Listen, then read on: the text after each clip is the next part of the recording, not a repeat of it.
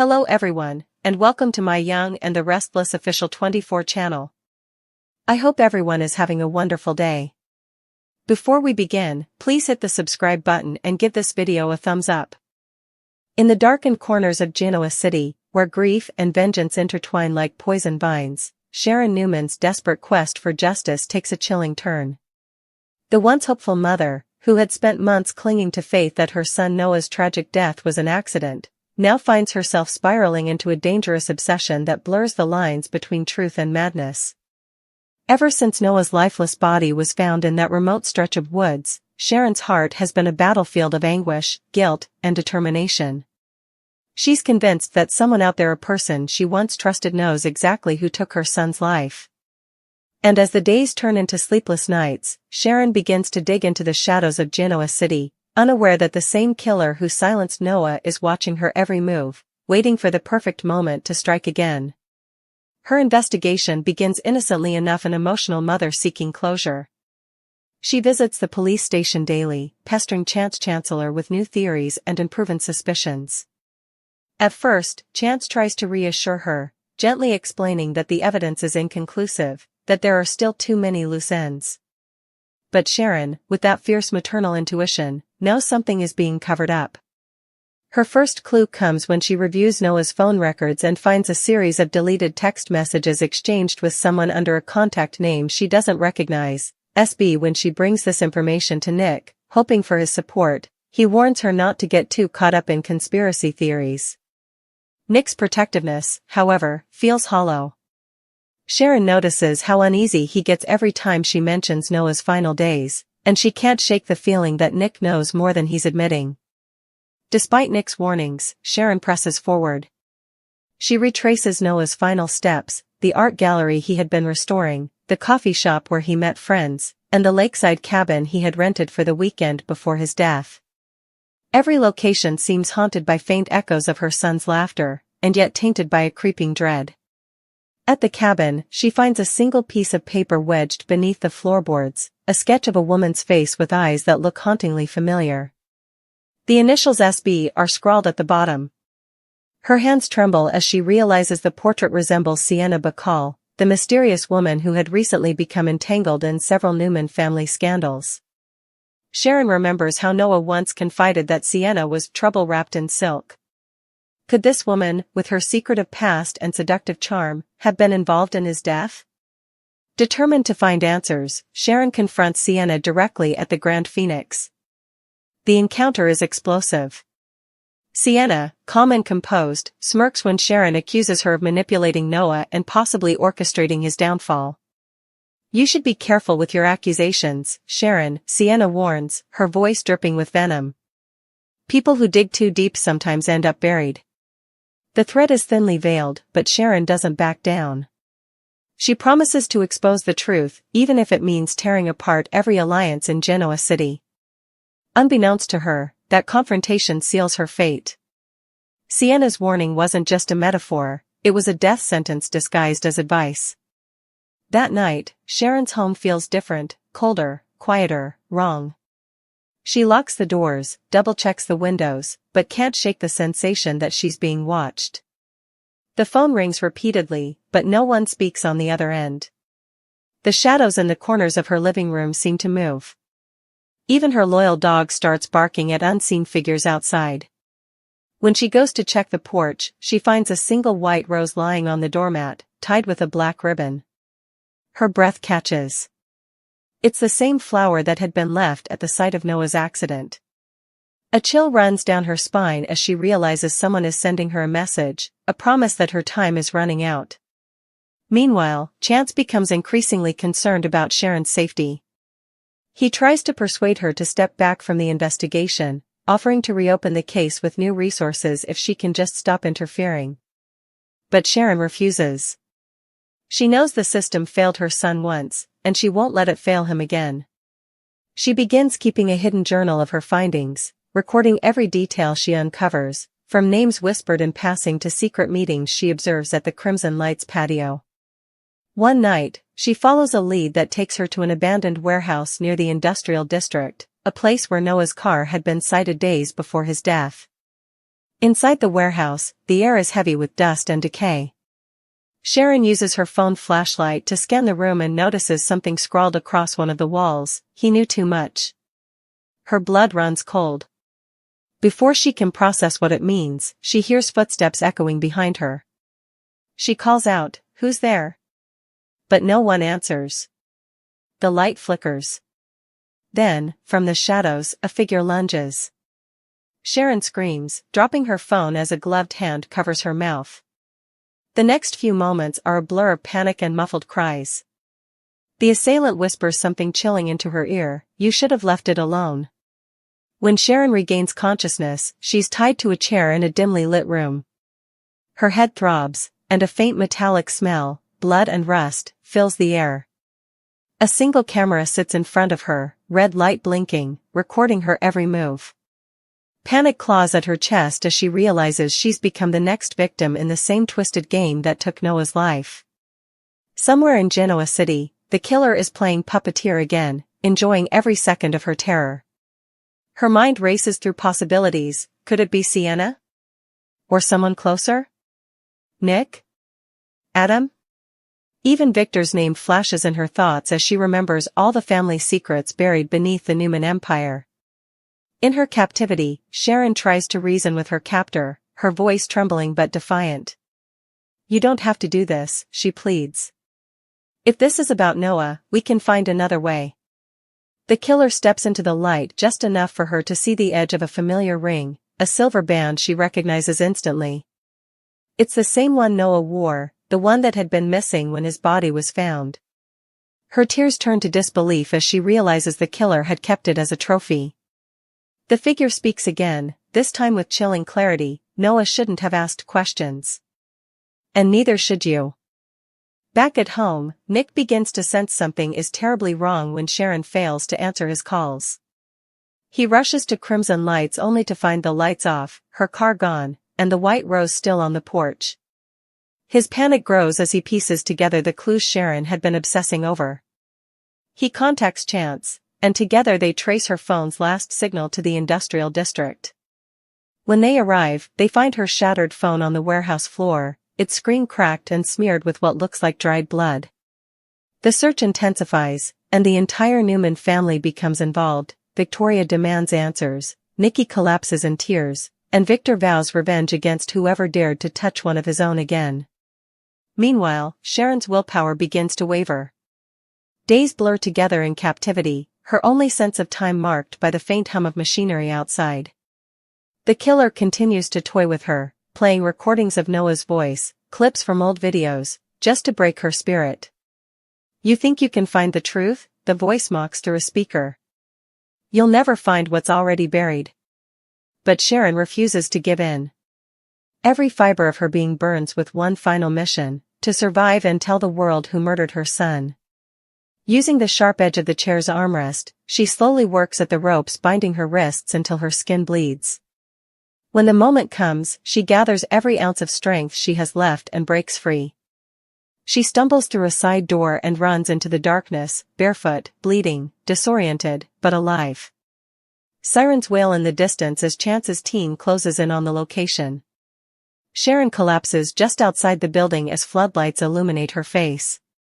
Nick rushes to her side, tears streaming down his cheeks. She whispers one word before losing consciousness, "Sienna." That single name sends shockwaves through the Newman family and sets the stage for a new war in Genoa City. Later, at the hospital, Sharon's recovery becomes a symbol of both strength and tragedy. While she physically survives, her mind is scarred by the trauma of what she endured. She can barely sleep without seeing Noah's face or hearing the killer's voice. Yet she remains determined to finish what she started. She confides in Chance that she remembers the killer's cologne, a rare scent used by someone in the Newman circle. That clue sparks a new investigation, one that threatens to expose dark family secrets no one was prepared to face. As the episode builds toward its stunning cliffhanger, a chilling twist emerges. Surveillance footage from the warehouse reveals not one, but two figures involved in Sharon's abduction. One of them matches Sienna's profile, but the other remains hidden in shadow, someone taller, someone she once called friend. The discovery shatters Sharon's fragile peace. She realizes Noah's murder wasn't random at all, it was part of a much larger conspiracy tied to a cover-up stretching years into the past. The final moments leave viewers breathless. Sharon, sitting alone in her hospital room, looks out the window at the night sky. A nurse delivers a small envelope left at the front desk with no return name. Inside is a photo of Noah, smiling, alive, and a note written in red ink, "The truth dies with you." Her hand trembles as she drops the paper, her eyes filling with tears. The camera pans to the hallway, where a shadowy figure watches through the glass window before disappearing into the darkness. The stage is now set for the next chapter in this haunting saga. Sharon Newman has survived the impossible, but at what cost? Every step closer to Noah's killer brings her deeper into a labyrinth of lies, betrayal, and hidden alliances that threaten to destroy not just her sanity, but the entire Newman family legacy. One thing is certain, Sharon may have escaped with her life, but she's now the killer's #1 target, and in Genoa City, no one is safe when the past refuses to stay buried. The hum of machines in Sharon's hospital room becomes the only sound that keeps her tethered to reality. Days have passed since her rescue, yet each one feels like a blur of sedatives, whispered questions, and the constant weight of unspoken fear. She lies awake most nights, staring at the ceiling, replaying every moment from her abduction, the way the ropes dug into her wrists, the cold whisper against her ear, the sight of Noah's ring glinting in the dim light. Her heart aches with a mixture of grief and fury. Whoever killed her son wanted her gone too, and though she barely escaped with her life, Sharon's spirit burns brighter than ever. If anything, the near-death experience has only strengthened her resolve. She will find Noah's killer, no matter what it costs her. Nick Newman sits quietly at her bedside, his eyes bloodshot from nights without sleep. The sight of Sharon, pale and trembling, breaks something inside him. There's a guilt he's been carrying, something he hasn't confessed, even to Chance. He knows more about Noah's final days than he's let on, but every time he opens his mouth, the words stick in his throat. He tells himself he's protecting Sharon, but deep down, he fears that revealing the truth might destroy what's left of their family. When Sharon wakes, Nick forces a smile, squeezing her hand. "You're safe now," he whispers. But Sharon's eyes, hollow and fierce, search his face for the truth. "Safe?" she murmurs. "None of us are safe, Nick. Not until I find who did this."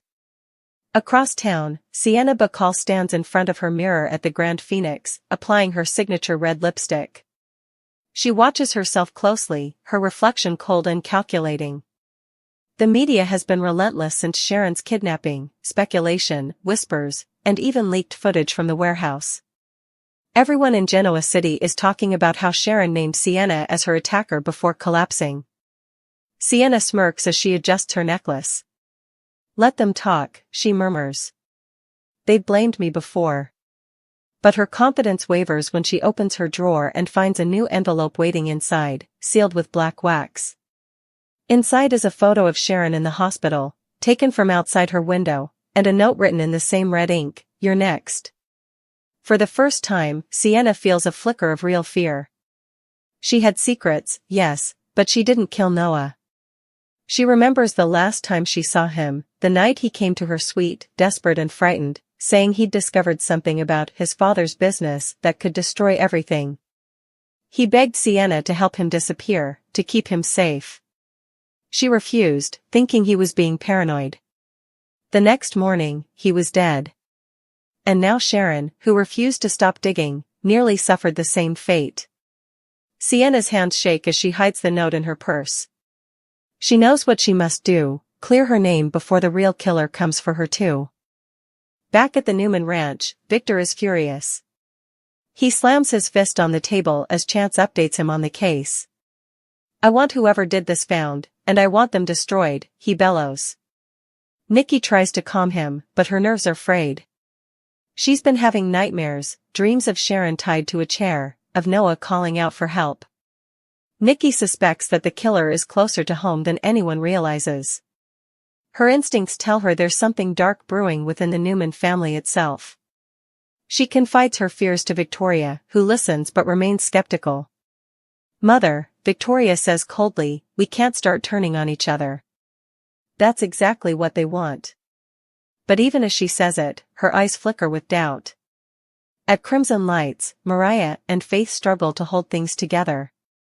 Faith blames herself for not noticing Sharon's obsession spiraling out of control, while Mariah channels her grief into anger. Noah didn't deserve this, she cries. And neither did Mom. When Chance arrives with a new update, both women lean in, desperate for answers. We found something, he says, showing them a printed image. It's a still frame from the warehouse security footage. The second shadow, the one who helped the abductor, is now slightly clearer. The outline of his jaw and the curve of his shoulders are distinct. Mariah gasps. That looks like Dad. The words hang in the air like a thunderclap. Faith shakes her head violently. No. Dad wouldn't, he couldn't. But Chance's expression remains grave. We're not jumping to conclusions, he says carefully. But we need to talk to Nick. There are inconsistencies in his timeline the night Sharon was taken. Mariah's stomach twists as she realizes what this could mean. Was Nick somehow involved? Was his protection of Sharon really guilt? Meanwhile, Sharon begins to regain fragments of memory from her abduction. Lying in bed, she drifts in and out of consciousness, haunted by half-remembered images, a shadowed face, a familiar cologne, a voice whispering her name. When she wakes one morning, she calls out to Chance and demands to see him privately. I remember something, she says softly. There was a man's voice. I didn't see his face, but I know that scent, cedarwood and smoke. Nick used to wear it when we were together. Chance's expression darkens. Are you saying Nick was there? Sharon hesitates, tears in her eyes. I don't know. But whoever it was, wanted me to stop asking about Noah's death. And they said he knew too much. That's not something a stranger would say. As word spreads that Nick might be involved, the Newman family implodes. Victoria confronts him first, accusing him of covering up evidence. You've been acting guilty since day one, she snaps. Nick fires back, I'm trying to protect Mom, protect Faith, protect everyone. You don't understand what's at stake. Victor overhears the argument and storms in. Nicholas, he growls, what the hell are you hiding from me? Nick's silence says it all. Victor's face turns pale as realization dawns. You were there that night, weren't you? Under pressure, Nick finally cracks. His voice shakes as he confesses, I met Noah the night he died. He called me, said he'd found something that could ruin the family. I went to the cabin to talk him down. We argued, and he stormed off. I followed him outside, but he was gone. The next morning, they found him dead. I thought it was an accident. But then Sharon started digging, and I realized someone was there that night. Someone who wanted to make sure Noah never talked. The room falls silent. Nikki gasps, covering her mouth. Oh, my God. Nick. Chance, however, is not convinced by Nick's partial confession. You're still not telling us everything, he warns. Nick's eyes harden. If I say what I think happened, it'll destroy this family. Victor steps closer, his tone menacing. Then maybe this family deserves to be destroyed. Elsewhere, Sienna is making her own moves. She arranges a secret meeting with Adam Newman, who has been quietly investigating Noah's death on his own. Adam, cynical but intrigued, listens as Sienna lays everything out, Noah's panic, his talk of a Newman cover-up, and the mysterious calls from a blocked number days before his death. Adam leans back, eyes narrowing. So you think someone in our family had him killed? Sienna nods grimly.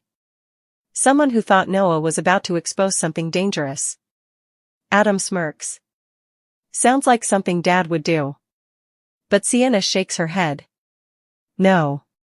This wasn't Victor's style. This was personal. They decide to work together, a fragile alliance born out of necessity. Sienna gives Adam the threatening note she received.